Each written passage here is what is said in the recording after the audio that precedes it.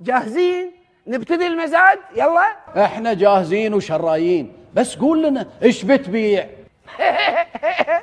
ببيع مجلس التعاون.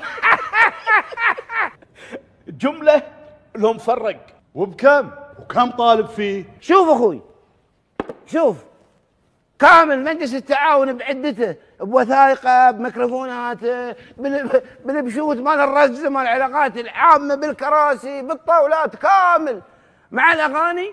حرام انا كنت طالب فيه 100,000، قالوا لكن ما يسوى، قلنا يلا نمشيه ب90,000. ومفرق بكم؟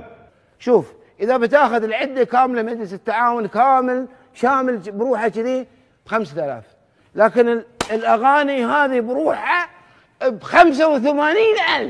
وش معنى كذي؟ المجلس كامل بعدته ب5000 والاغاني ب85؟ اصفقك بالميكروفون. الحين انت مجلس التعاون شنو مجلس التعاون غير اغاني؟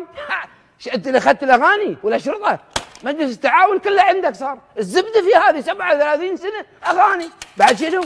هاي 10 سنين طاحت لعبتي هذه هي، وسمعوا اللي بيشتري بعد الاغاني له هديه من عندي. الكرسي هذا هديه ياخذه فوق البيع. وهذا كرسي شنو؟